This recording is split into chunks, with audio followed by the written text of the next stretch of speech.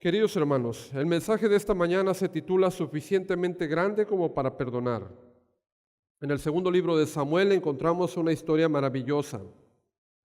Pero volviendo a retomar la vida de David, sabemos de las cualidades de David, pero no nos había tocado ver este aspecto de la vida de David, su espíritu perdonador. Y esta virtud es al mismo tiempo una de las más difíciles de adquirir. Pero veo que David, como siervo de Dios, como hombre de Dios, está ejercitado en ello también. Y nuevamente él aprueba la lucha que enfrentó y nos muestra a nosotros cómo debemos también nosotros lidiar con esto. El perdón no es algo que solamente tiene que ver, hermanos, con la otra persona. Es algo que tiene que ver más bien con nosotros, los que somos hijos de Dios. Y todos pasamos o pasaremos por la prueba difícil del perdón. Cuando no somos perdonadores, eso tiene efectos perjudiciales, hermanos, en nuestras propias vidas. Hay etapas que se viven en una ofensa en la que hemos podido perdonar y puede usted evaluarlas y puede darle seguimiento, pero los eruditos separan este proceso en varias etapas. La primera etapa, el agravio. La segunda, surgimiento del resentimiento. La tercera, el odio. La cuarta, la venganza. Si no hay perdón, esto va creciendo, hermanos, y va haciéndose cada vez más grande. Por eso, cuando no somos perdonadores, tiene efectos muy graves en nuestra vida. No debe usted dejar que estas etapas de ofensa crezcan en usted, sin que pueda liberarse y saber perdonar. ¿Sí? Quiero que vea conmigo un primer punto. ¿Cómo hacer frente al agravio? No hay muchas escuelas que nos enseñen respecto a esto, porque les voy a decir, el mundo no concibe para nada lo que es el perdón.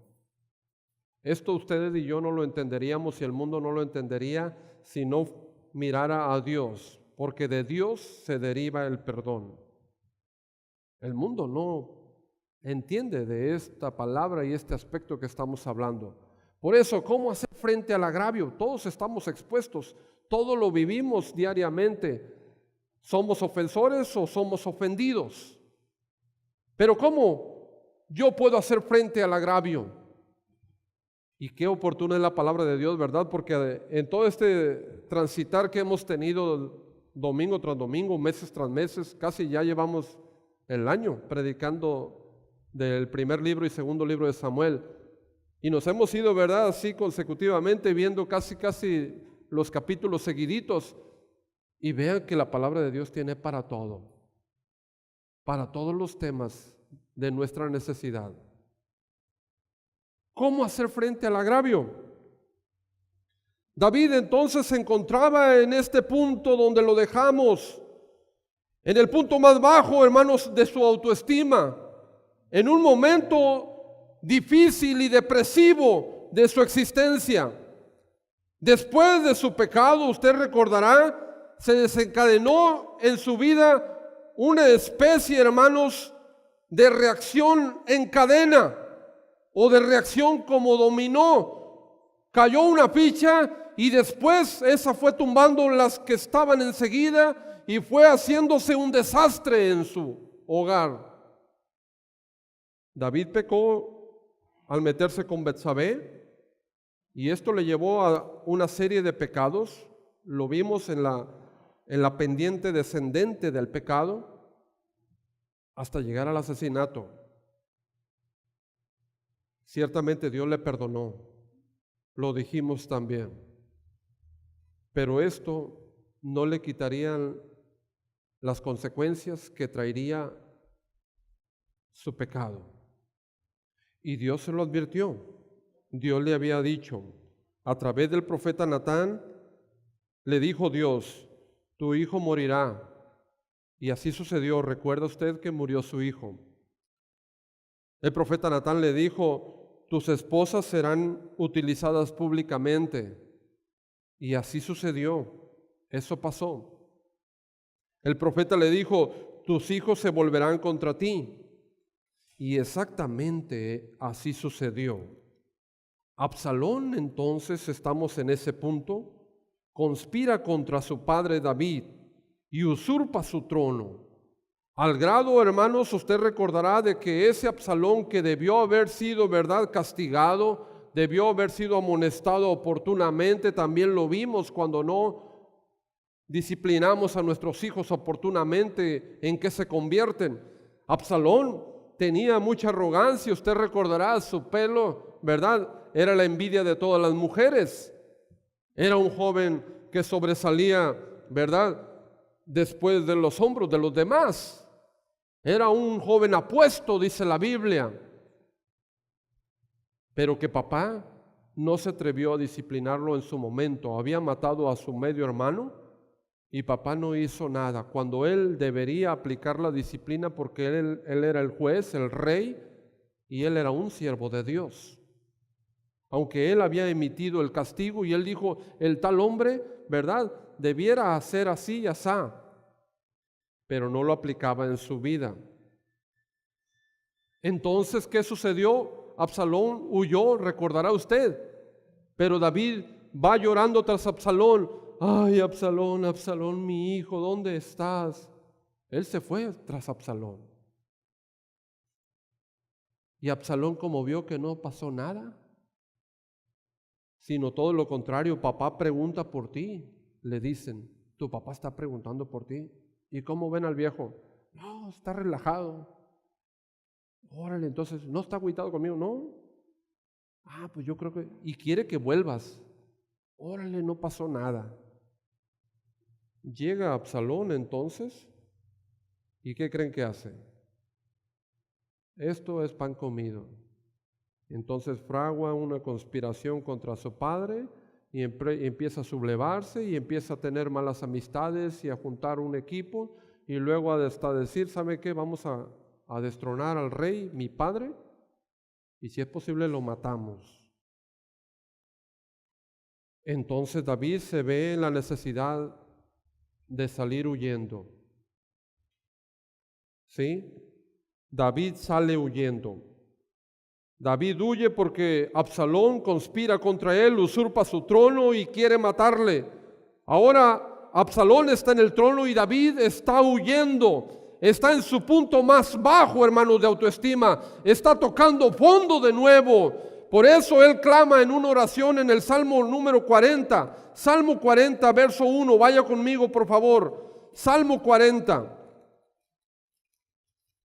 Y véalo conmigo. Salmo 41.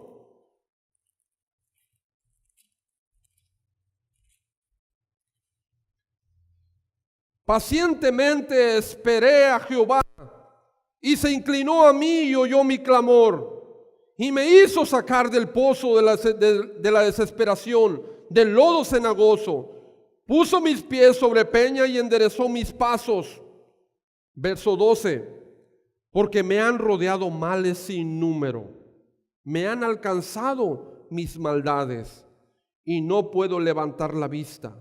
Se han aumentado más que los cabellos de mi cabeza, y mi corazón me está fallando. ¿Cómo se sentía David?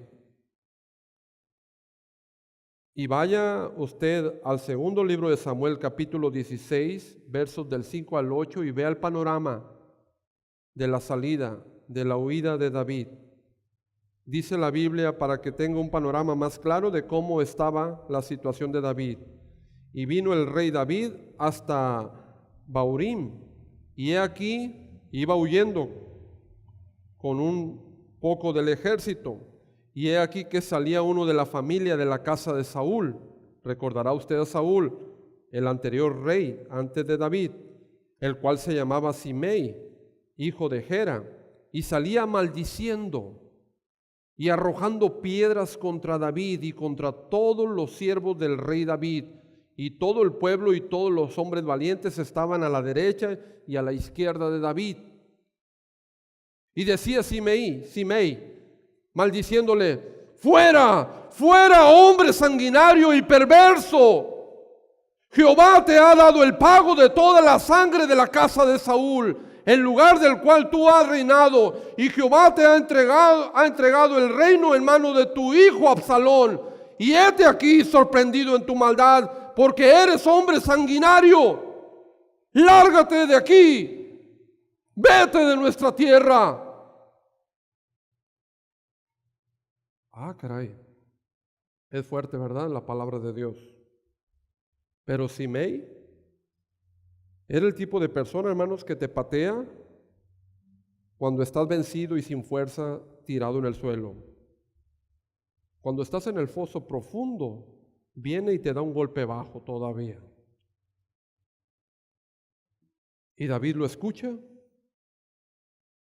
y David serenamente no hace mucho. David tiene una alternativa. Puede sentirse ofendido, puede sentirse resentido, puede tomar venganza con su propia mano, o sencillamente no hacer nada. Son las mismas opciones que tú y yo enfrentamos diariamente cuando estamos frente al agravio, cuando somos ofendidos. Tú tienes la opción de sentirte ofendido, sentirte agraviado, de guardar resentimiento, de tomar venganza o sencillamente de perdonar.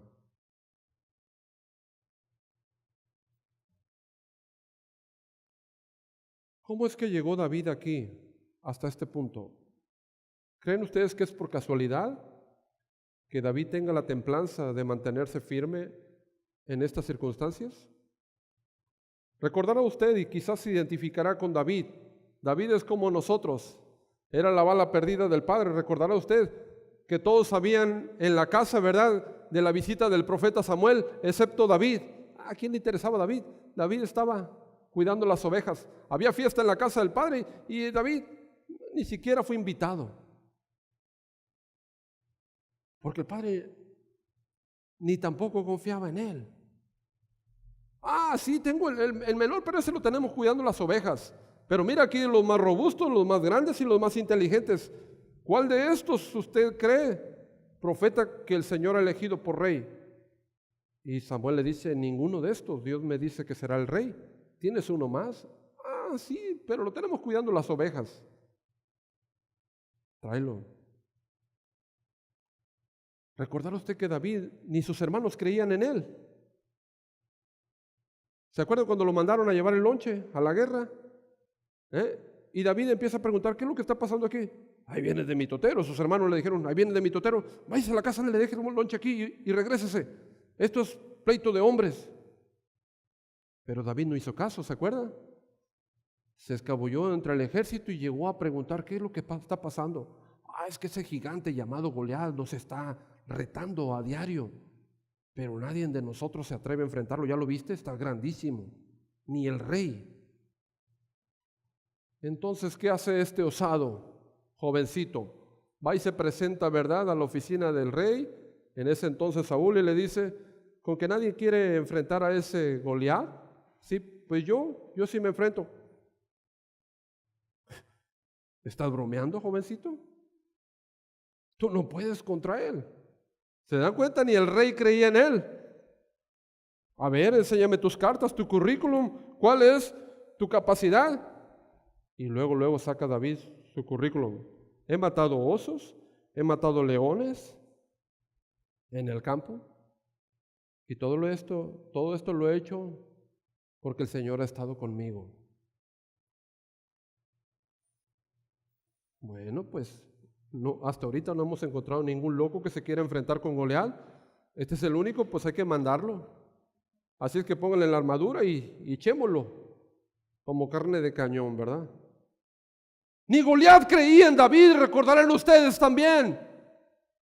Cuando se paró Goliat frente a David y ve a aquel jovencito con sus trapos pastoriles todavía, con su alforja y luego con su onda en la mano, Goliat dice, ¿qué es esto? Esto es una broma.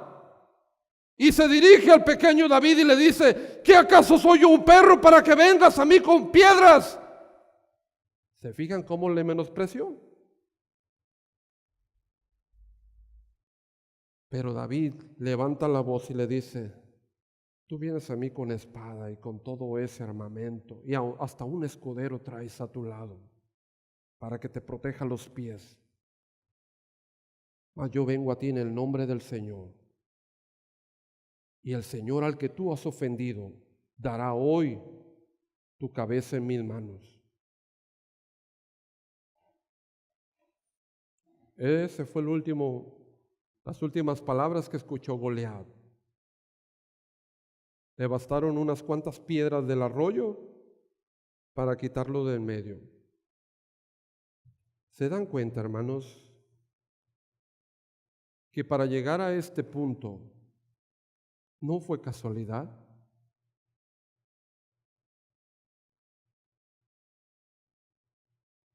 David ya había vencido a leones, a osos, a gigantes, aún al mismo rey Saúl. David es un hombre conforme al corazón de Dios, forjado en las manos del alfarero día a día, yendo de triunfo en triunfo y siendo capacitados. Muchas veces seremos menospreciados, muchas veces serás ofendido, muchas veces tú serás juzgado, muchas veces te intentarán matar, muchas veces menospreciarán tus capacidades. Pero David nos está enseñando que él y Dios son mayoría. Y él está comprometido con Dios y Dios con él. Y él nos está mostrando cómo es que nosotros debemos enfrentar nuestras pruebas, nuestras luchas y cómo podemos subir a ese nivel y tener la capacidad para soportar aquello. Si él ya había vencido a los leones y a los osos, ¿qué iba a hacer este Simei? Arrojándole piedras o aventándole polvo con los pies. Hermanos, me encanta la sensibilidad de David. Y lo digo así porque es la sensibilidad que usted y yo debemos buscar. La sensibilidad que tiene por su Señor. David no saca al Señor de escena en ningún momento y lo hemos visto paso a paso. No lo saca de escena en ningún momento. Si fue a pelear con los leones y con los osos, allí estaba Dios. Le dijo a Saúl, Dios me libró de ellos. Si fue a pelear con Goliat, le dijo al mismo Goliat, Dios está conmigo. Si él pudo vencer a Saúl, es porque Dios estaba con él. Si él fue contra aquel ejército que se había llevado cautivos a sus esposas y a sus hijos, Dios le dio la victoria. No saca a Dios de escena por ningún momento y por ninguna circunstancia. Y eso me fascina de David. Es un caso estupendo, es un cuadro de dominio propio, hermanos. Es un cuadro de confianza absoluta en su Señor. En vez de defenderse, David dice, esto es de parte del Señor. ¡Wow! A mí me asombra. Segundo libro de Samuel, capítulo 16, verso 9. Vea lo que dice la Escritura. Entonces Abisaí, hijo de Sarbia, dijo al rey, es decir, su escudero, su paje, le dijo al rey, ¿por qué maldice este perro muerto a mi señor el rey? En otras palabras le está diciendo David, ¿por qué permite el rey David que este incircunciso venga y te ofenda delante de todos nosotros? Te ruego que me dejes pasar y le quitaré la cabeza en este instante. Y el rey respondió, ¿qué tengo yo con vosotros, hijo de Sarbia? Si él así maldice, es porque Jehová le ha dicho que maldiga a David. ¿Quién pues le dirá, por qué lo haces así? Verso 11. Y dijo David a Abisai y a todos sus siervos: he aquí mi hijo que ha salido de mis entrañas acecha mi vida, cuanto más ahora un hijo de Benjamín, dejadle que me maldiga, pues Jehová quizás se lo ha permitido. Quizás mirará Jehová mi aflicción y me dará Jehová bien por sus maldiciones de hoy. Qué tremendo es esto. Porque cuando yo me doy cuenta que todo depende y se deriva de Dios, entonces yo vivo en un plano superior. Cuando usted está consciente de que ninguna hoja de ningún árbol cae sin su voluntad, entonces usted está teniendo una visión totalmente clara. Usted es un hombre, una mujer espiritual. Aún en estos momentos ofensivos, aún en los momentos de persecución, aún en el fondo del calabozo o de aquella cueva donde se encontró muchas veces David, ahí veía él la mano de Dios, la voluntad de Dios, y se ponía David a examinar y a pensar, ¿qué me intenta decir el Señor con esto? ¿Qué me está queriendo decir? Les recordaré y se lo repetiré una y otra vez, a los cristianos no nos suceden accidentes, sino incidentes. A ver, piénselo un poquito. Si usted es un hijo de Dios, no le suceden accidentes. Eso le pasa al mundo, que no vive respecto a Dios, que no conoce a Dios y que no tiene en cuenta ni hacer la voluntad de Dios ni obedecerle. La gente vive así: me pasó un accidente allá en la carretera fulana, me pasó este accidente en mi casa. Pero un hombre, una mujer de Dios, no le suceden accidentes, no suceden incidentes. Todo tiene un porqué, un propósito. Basta observarlo y analizarlo. ¿Qué me quiere decir el Señor? Aún de las cosas que yo no acepto. ¿Se dan cuenta? Aún de las cosas que son difíciles para mí de digerir. En vez de defenderse David, dice David, quizás esto es parte o viene de parte de Dios. No se ofende en ningún momento, ni toma el ataque como algo personal, ni siquiera se defiende ni contraataca. David tenía una piel de rinoceronte, pero un corazón blando como el de un ciervo. Era un corazón conforme al corazón de Dios. Téngalo por seguro, amigo, amiga, hermanos, que los Simeis abundan por docenas en este mundo. Y las personas que tienen éxito son las que tienen la capacidad de pasar por alto toda clase de comentarios hirientes de parte de los demás. Usted tiene que ser probado, tiene que entenderlo, tiene que ser probado y vencer si quiere ir a otro nivel y ser usado por Dios. Tenemos que ser probados como lo fue David.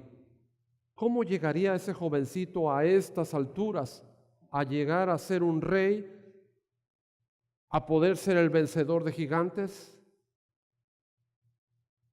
Pues fue probado allá en el campo, desde temprana edad. Y todas esas circunstancias y facetas de su vida fueron la experiencia que Dios va usando para hacer de usted lo que ahora es. Todas esas habilidades le servirán ahora en su madurez. Así es que David está aquí, hermanos, y venciendo de nuevo,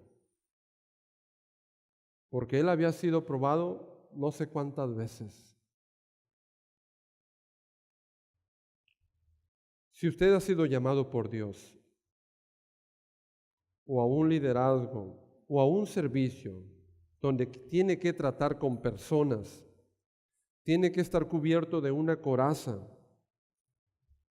de una piel tan gruesa como la de los rinocerontes, porque de lo contrario saldrá usted herido y estará condenado al fracaso. Y Dios dirá, no me sirves así. A Dios no le sirve ningún corazón de porcelana. ¿No escucharon en el libro de los Hechos que el Señor les dijo a sus discípulos, junto con los nuevos cristianos que estaban resurgiendo, es necesario que a través de diversas pruebas ustedes puedan subir al cielo? Es decir, es necesario que pasen ustedes por diversas pruebas antes de ascender al cielo.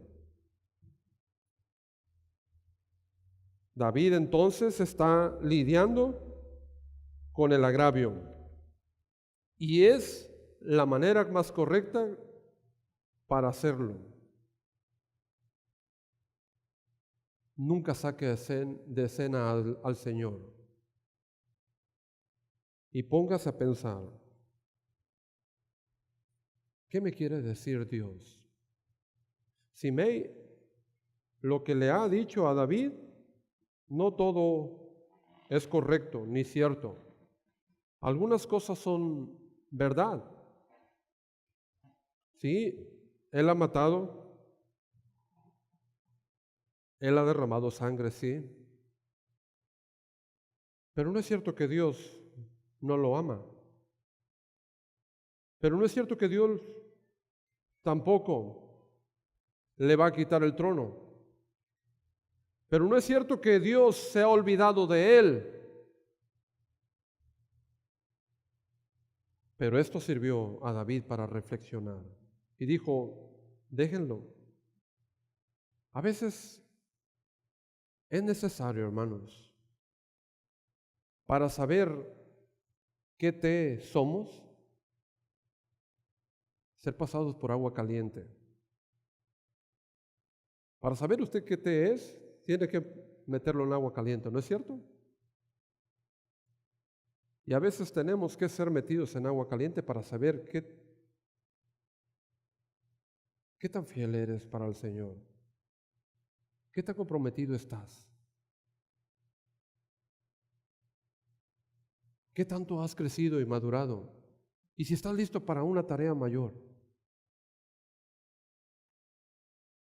En segundo lugar, segundo punto, la salud de pedir perdón y de perdonar. En el segundo libro de Samuel, capítulo 19, leeremos los versos siguientes del 16 al 20. Dice así la Biblia.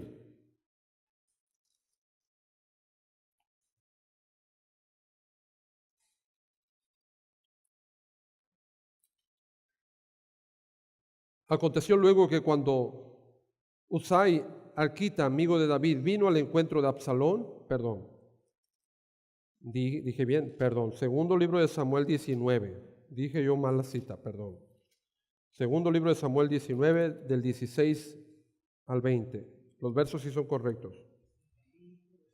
Léamelo, hermano, por favor, ayúdame.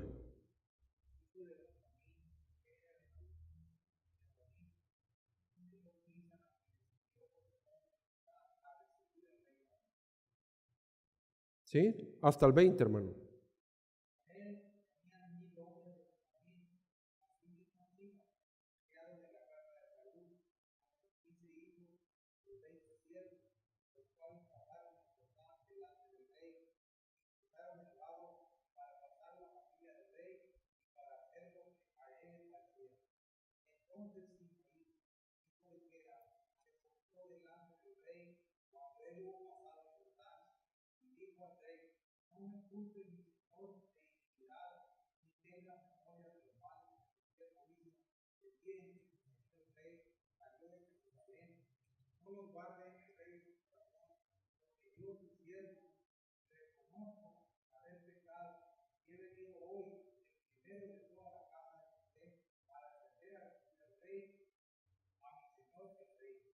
Muy bien, hermano. Nos hemos dado cuenta cómo enfrentar el agravio, pero ahora nos estamos enfrentando a la otra cara de la moneda.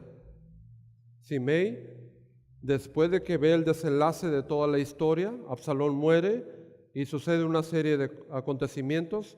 Ahora David regresa con su ejército y Simei es uno de los primeros que va a darle la bienvenida. Y postrándose delante del rey David le dice: no tome en cuenta lo que yo hice. Este siervo ha pecado. He pecado contra ti y he dicho cosas insensatas que no debía haber proferido jamás. Qué interesante es esto, porque la salud de pedir perdón y de perdonar es necesaria en todos los hijos de Dios. En el Evangelio de Lucas capítulo 17, versos del 1 al 4, dice la palabra de Dios de esta manera: dijo Jesús a sus discípulos: imposible es que no vengan tropiezos, mas hay de aquel por quien vienen. Hay una advertencia ahí, ¿verdad? Por aquellos ofensores, aquellos que tropiezan. Jesús también dijo en otro pasaje: si alguno hiciere caer a uno de estos mis pequeñitos, más le valiera atarse la piedra de un molino en el cuello y lanzarse al fondo del mar. Más le valiera eso. Mejor le fuera que se atase el cuello una piedra de molino, lo vuelve a decir aquí, y se le arrojase al mar, que hacer tropezar a uno de estos pequeñitos. Mirad por vosotros mismos: si tu hermano pecare contra ti, reprendedle, y si se arrepintiere, perdonadle. Y si 7 veces al día pecare contra ti, y 7 veces al día volviere a ti diciendo: me arrepiento, perdónale. Qué tremendo es esto. Simei ahora está repitiendo las palabras más difíciles de nuestro idioma: reconozco haber pecado. Esto tiene que ver, hermanos, más con nosotros. Una vez Pedro también se acercó al Señor Jesús y le dijo: Señor Jesús, ¿cuántas veces debo perdonar a mi hermano cuando viniere a ofenderme? ¿Hasta 7, Señor? ¿Y cuál fue la respuesta del Señor?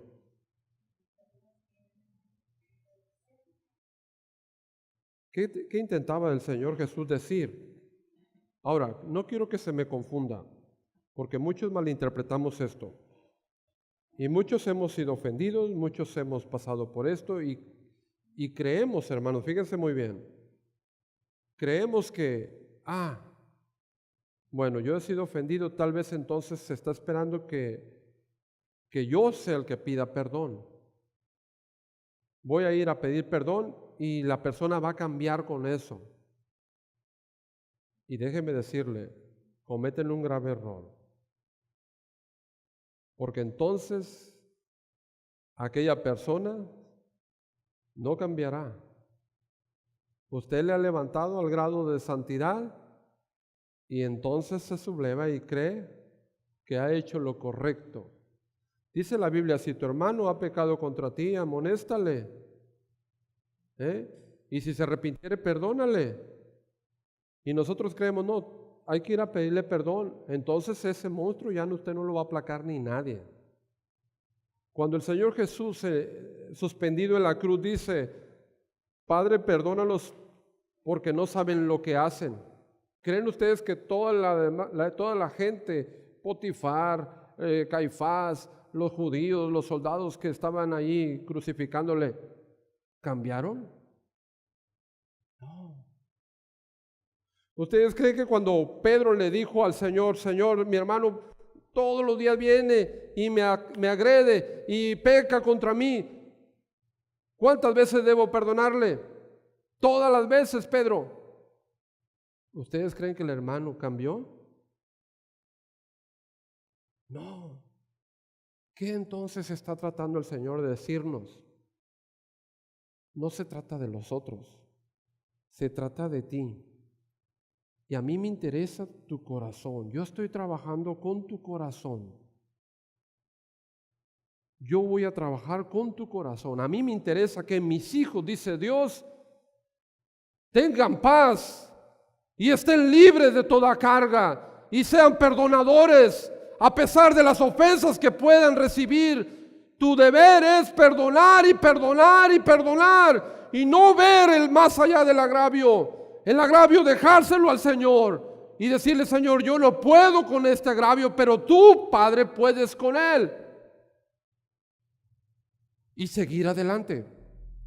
Porque si tú todavía no perdonas, así lo digo yo siempre, traes aquí a tu ofensor siempre cargándolo. Imagínense conmigo, siempre lo traigo aquí aquel que me ofende. ¿Por qué? Porque siempre estoy pensando en él. Estoy comiendo y me hierve la sangre porque estoy pensando en aquel que me hizo mal. Y estoy en la playa con mis hijos y me hierve la sangre porque me acordé de lo que me hicieron. Y veo pasar el carro blanco parecido al de él. Ay, ha de ir.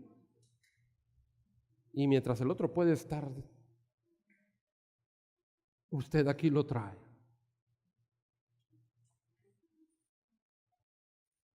Perdonar resulta más fácil, hermanos, cuando recordamos las veces que nosotros mismos caímos y fuimos perdonados.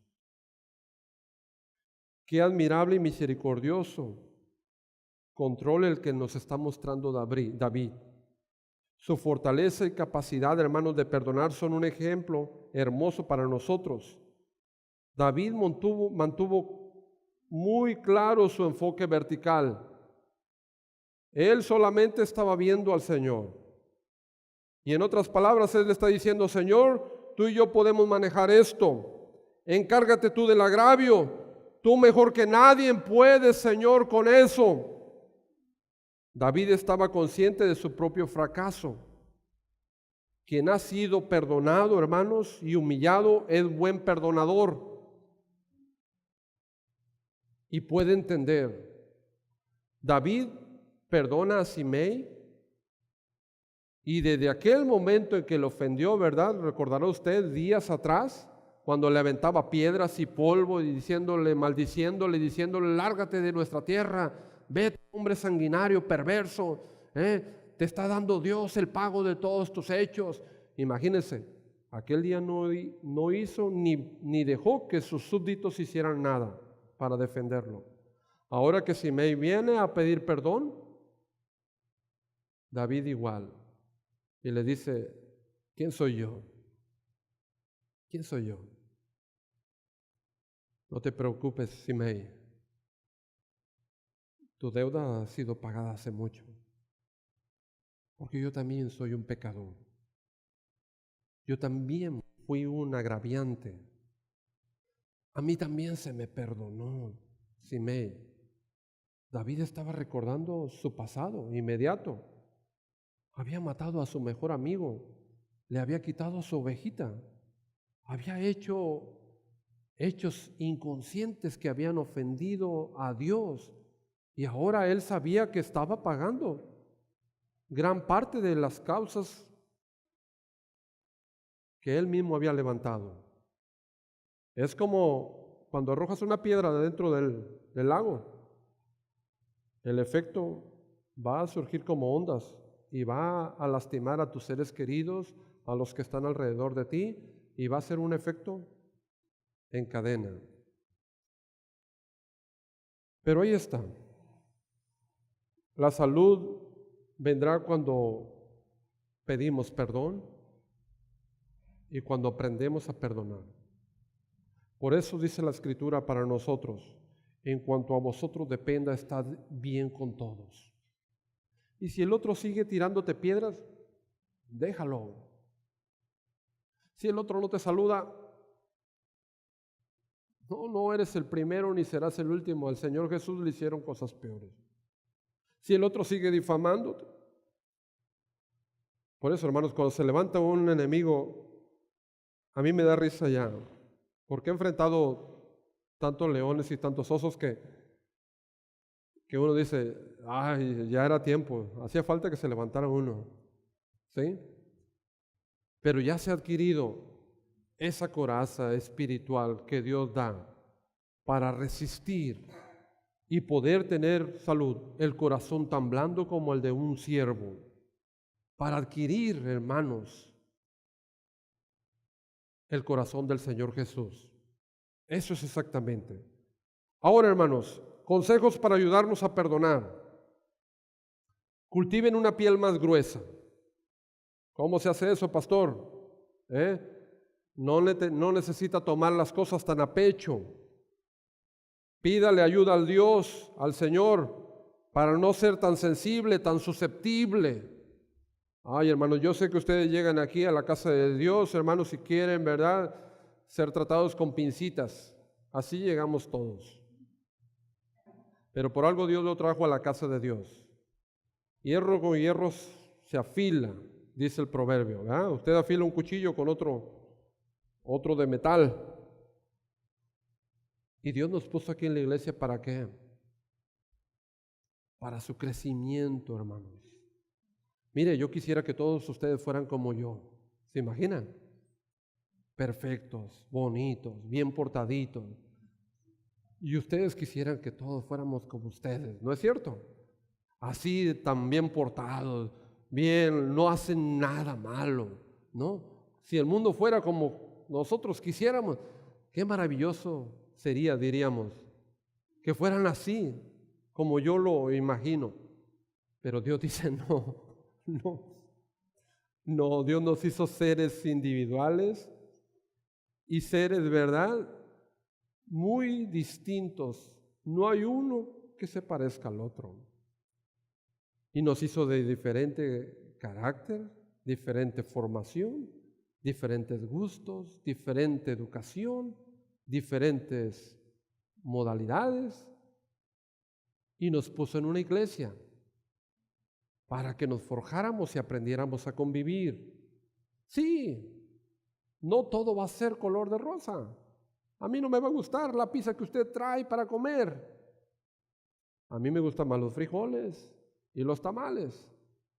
Pero ¿sabe qué? Voy a hacerme a usted, porque voy a comer un pedacito de pizza y le voy a compartir un tamalito. Aunque no me guste, sinceramente le voy a decir, no me gusta lo que trajo de comida. Pero Dios me lo pide.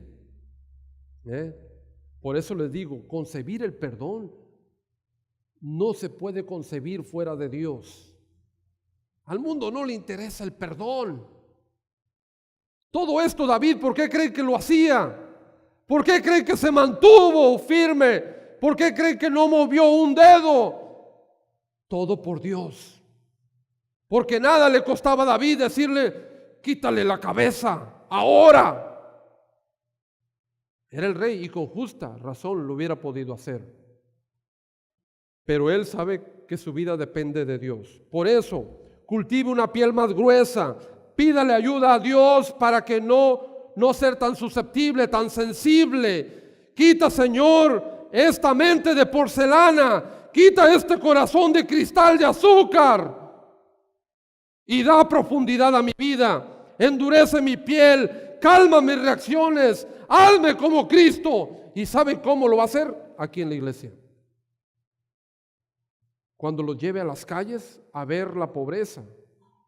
Cuando le lleve a usted a una casa a sentir el hambre.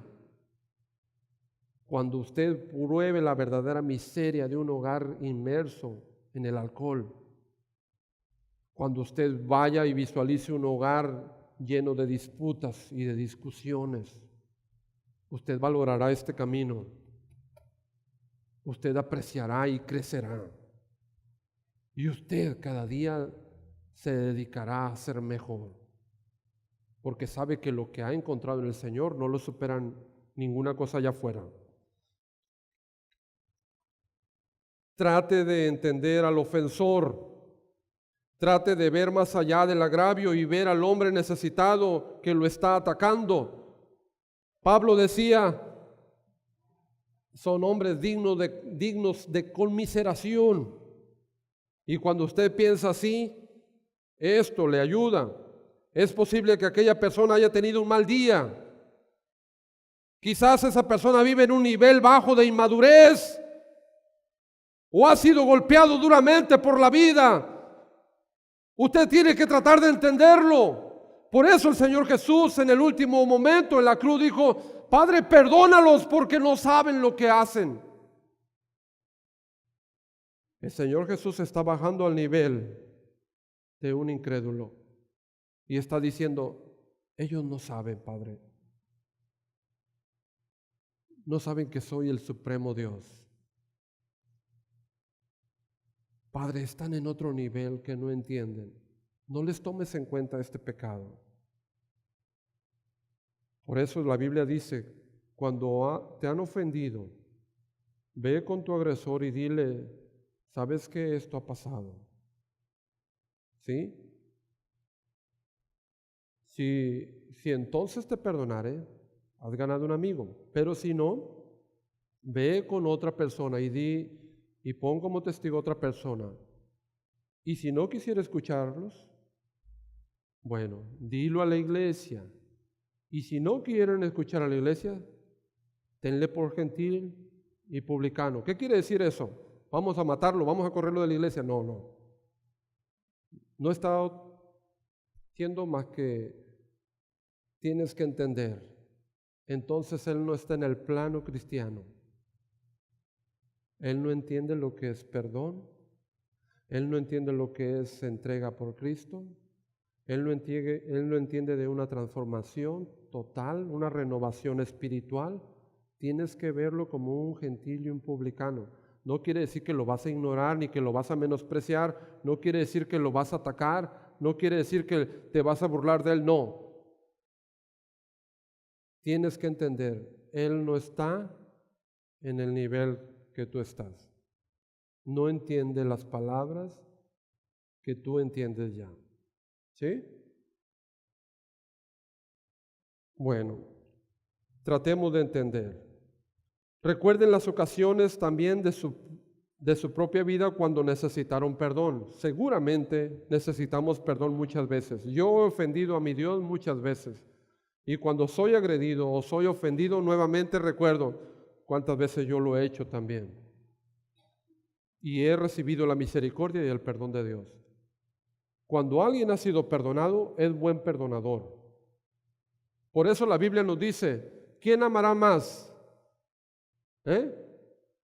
¿Ama más a aquel a quien se le ha perdonado? Se le ha perdonado más. ¿Por qué amará más a aquel a quien se le ha perdonado más? Porque tiene más conciencia de su deuda, ¿se dan cuenta? De que era incapaz de pagarla. Pero cuando yo no tengo conciencia de que he pecado, cuando yo no tengo conciencia de que le he faltado a Dios, cuando yo no tengo conciencia de que le debo tanto, entonces soy un arrogante que no necesito humillarme delante de nadie. No necesito suplicar por perdón. No necesito la misericordia de nadie. Pero cuando uno está consciente de todo lo que Dios le ha perdonado, es más bueno para perdonar. Por eso usted no se desgaste esperando que aquel agresor cambie. No va a cambiar. Bueno, al menos que la misericordia y la gracia del Señor le alcance. No va a cambiar. Al menos que Cristo le amanezca. Mejor usted aléjese. Mejor usted opte por otros caminos. Porque tampoco Dios nos permite, ¿verdad? Ni le dirá si usted está siendo agredido por un violador, no le dirá, tienes que aguantar y quédate ahí, ¿sí? Y bueno, ni modo, es que es la vida que te tocó y hay que aguantar. Como hijo de Dios, Él te va a violar todos los días. No. Dios no está hablando de esa manera.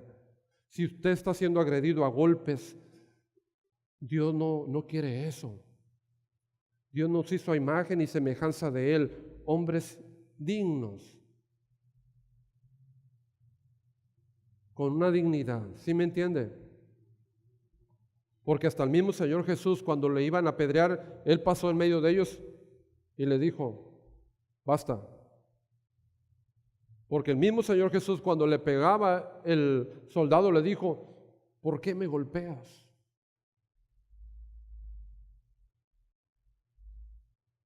Dios aboga por tu dignidad. Dios no quiere ningún esclavo, ni ningún hombre humillado, ¿verdad? Por eso, si usted sabe de alguien que está, inmediatamente avise, están abusando de una niña aquí, están abusando de un niño aquí. No diga, no, es que es la voluntad de Dios. ahí le tocó, ni modo, pobrecito. No, no. Dios nos llama a nosotros a hacer justicia. ¿Qué quiere Dios? Que hagamos justicia, misericordia. Eso es. Por último, necesitamos verbalizar nuestro perdón, es decir, concientizarlo. Quizás tienes un agresor, quizás te han agredido, quizás eres ofendido continuamente. Lo importante, lo que te digo es, tú tienes que liberarte.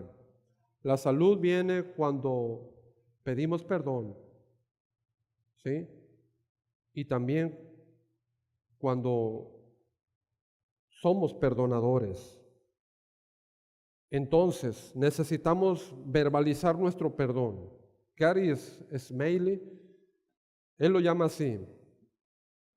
En nuestra vida es como una lata de aerosol. Tu vida va acumulando mucho resentimiento, enojo, coraje contra algo. Y si tú no lo liberas, esto puede estallar cualquier momento. Entonces, la manera más sencilla de liberar esa presión, ese gas, como una lata de atomizador, concientiza tu perdón, porque tú como hijo de Dios tienes que concientizarlo, verbalizarlo, decir, ¿sabes qué? Sí es cierto, he sufrido el agravio de esta persona, es cierto, he sido menospreciado, es cierto, no cambiará, Padre, le perdono en tu nombre. Y hazme una piel más dura, pero un corazón blando como el tuyo, de tal manera que cuando Él esté dispuesto a cambiar, yo siempre extenderé mi mano y mi corazón. ¿Sí? Pero Padre, quítame eso de aquí. Quítame eso del corazón. Libérame. No permitas que guarde resentimiento. Le perdono en tu nombre. Le perdono en tu nombre. Ay, a mí me hicieron, cuando estaba joven, algo de daño. Y era el líder de la iglesia. Y bueno, la iglesia quedó dividida en problemas, pero yo no podía ver a esa persona. Y aunque era joven, tenía resentimiento. Y yo sabía que esto estaba mal dentro de mí. Porque la otra persona quizás estaba en la playa y yo guardando resentimiento por un año y por más tiempo. Hasta que dije una vez, Señor, tú me pides en tu palabra que yo perdone. Ayúdame, Señor. Le perdono en tu nombre. Y empecé a orar por él. Empecé a orar por él. Y empezó a salir la presión como una lata de atomizadora. Empecé a orar por él. Y dame la oportunidad para mostrar ya que he sanado y he perdonado. Y voy de las que nos tocó irnos a León, Guanajuato, en un carro juntos. Ahí voy, bueno, muy bien, vamos bien. Nos saludamos, ya lo saludo, Señor, ya platico con Él. Muy bien, ya nos echamos unos que otros chistes, sonreímos. Y voy de las que llegando de León, él vivía en Nabolato. Y no tengo dónde quedarme a dormir. Llegamos como a las 12 de la noche, 1 de la mañana. Pues tu oportunidad. Hermano, ahí está mi casa. No, pero ¿cómo te voy a molestar? Ahorita no agarro camión en la central camionera, pero no, vete a mi casa. De veras, sí. Y hermano, ahí está mi cama. No, pero tu cama principal, dame un cuarto, o yo duermo aquí en la alfombra. No, mi cama principal. Y luego cuando se levantó ya estaban los huevitos y el jamón listo. Hermano, desayuna porque ahorita te llevo a la central camionera. ¿Por qué tanta molestia, hermano? ¿Por qué te molestas tanto? Estás en mi casa, eres mi huésped de honor. ¿Saben qué? Yo me sentí liberado. Y fue hasta años después en Phoenix, Arizona, en un retiro pastoral, donde él públicamente delante de muchos pastores. Y estábamos ahí hablando, yo ya ni me acordaba. Él dijo, yo tengo algo que agradecerle a mi Dios. Y respecto a mi hermano Manri, yo dije, híjole, ¿qué va a decir de mí? Ahora sí, dije. Y aquí delante de todos, ¿sí? Me agarró en curva y qué va. Hermanos, yo agradezco a Dios porque yo ofendí a mi hermano Manri cuando él era joven. Le hice daño. Pero lo digo aquí públicamente. Yo supe que él me perdonó cuando me recibió en su casa. Me dio su cama. Me hizo desayuno y me llevó a la central. Dije, yo ni me acordaba de eso, pero gloria a Dios, dije, qué bueno, ahora es uno de mis grandes amigos. Ahora es uno de mis grandes amigos. Fíjense, sí se puede, sí podemos en el Señor, sí se puede. Ahora usted ha escuchado ahí en Mateo 13, del 45 al 43, del 43 al 40, no, del 45 al 43, la historia, la parábola de la perla de gran precio. Con esto termino. Y mucho la hemos aplicado ¿en qué? En que la perla de gran precio es el Señor Jesús, ¿verdad? Sí, el Señor Jesús es la gran perla de gran precio. Y un mercader va buscando perlas preciosas, pero encuentra una gran perla, vende todo lo que tiene, la compra y la hace suya. Y la hemos aplicado de esta manera, que Jesús es la perla de gran precio y nosotros los mercaderes. Pero quiero decirles, la aplicación también puede ser de esta otra. El mercader es el Señor Jesús.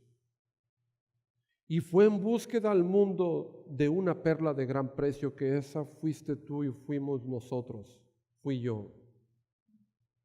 Cuando nos encontró, Él vio lo que costaba nuestra salvación y nuestra vida. Y Él entonces dejó todo y compró esa perla y la hizo suya. Las cosas tienen un valor. Cuando yo veo este mundo que se subasta un carro por millones de dólares, la otra vez vi una pintura que se vendió en 25 millones de dólares. Dije yo soy pintor, ¿sí? La pintura más cara que he vendido, bueno, es de 24,000 pesos. Una pintura que me llevó una semana, pero alguien estuvo dispuesto a pagarlo. Bien, un yate cuesta 5 millones de dólares, estaba viendo en la tele. ¿Qué es lo que hace que una cosa tenga valor? ¿Qué determina el valor de una cosa? ¿Se ha puesto a pensar usted? ¿Por qué los cuadros de aquel valen millones de dólares y el mío todavía apenas 3, 4 mil, 5 mil pesos? Batallo para que me los paguen. ¿Qué es lo que determina el valor de una cosa? ¿Se ha puesto a preguntar? El valor de una cosa lo determina lo que está dispuesto otra a pagarlo. ¿Se dan cuenta? Y el valor de nosotros, Jesús estuvo dispuesto a pagarlo. Si cuesta sangre y vida, yo lo pongo. Porque a pesar de que éramos pecadores y que no valíamos un céntimo, Él dio su vida por nosotros, una bola de pecadores. Ahora quiero decirles, ustedes serán perdonadores como el Señor Jesús y como David, cuando esté dispuesto a darle el precio que merece el Señor. Es decir, si el Señor Jesús en verdad es valeroso para usted, usted estará dispuesto a pagar el precio del perdón. Si no es para usted valioso, no importa eso. David pudo perdonar a Simei porque Dios estaba en su corazón. Había sido preparado para ello, había sido madurado, porque nadie entendía el concepto del perdón, ni hoy lo entiende. Solamente se entiende el concepto del perdón en Dios. Ni los soldados alrededor de David entendían, ¿por qué no lo matas? ¿Por qué no tomas venganza? O si quieres, si no quieres mancharte las manos de sangre, déjame, yo le corto la cabeza. No. No cometeré otro agravio contra mi Dios. Por eso, quien es buen Quien ha sido perdonado es buen perdonador. Quien ha visto el verdadero precio de lo que costó nuestra salvación, entonces también sabe perdonar. ¿Se dan cuenta? Quien no, va a seguir igual. Y ni se preocupen, no va a cambiar. Pero en cuanto a usted concierne, perdone, ame y sea de un corazón conforme al corazón de Dios. Porque usted está hecho suficientemente grande como para perdonar. Hágalo, hermano. Vamos a orar. Te agradezco, Señor, por tu amor, por tu palabra, por tu misericordia, porque siempre, Padre, nos das las palabras oportunas que necesitamos. Te ruego que hagas de cada uno de nosotros un fiel amante tuyo, un perdonador. Como fuimos perdonados, enséñanos a perdonar. Pero también, Padre, enséñanos a vivir fuera, Señor, de este mundo, en un nivel espiritual, un nivel donde, a pesar, Señor, de que no eres reconocido, ni nuestro camino tampoco será reconocido, podamos vivir por encima de todas estas expectativas y circunstancias. Podamos vivir siempre, Padre, caminando en tu senda de luz. Ayúdanos, Señor, a no ser tan susceptibles. Ayúdanos a no ser de corazón de porcelana. Ayúdanos a ser cada día más fuertes y útiles en tus manos. Ayúdanos a perdonar a los que nos agreden. Ayúdanos a no ver las ofensas, Señor. Y a aquellos, Señor, que necesitan, Señor, cambiar. Toca su corazón y cámbialos. No tomes en cuenta, Señor, su pecado. En Cristo Jesús. Amén. Dios les bendiga.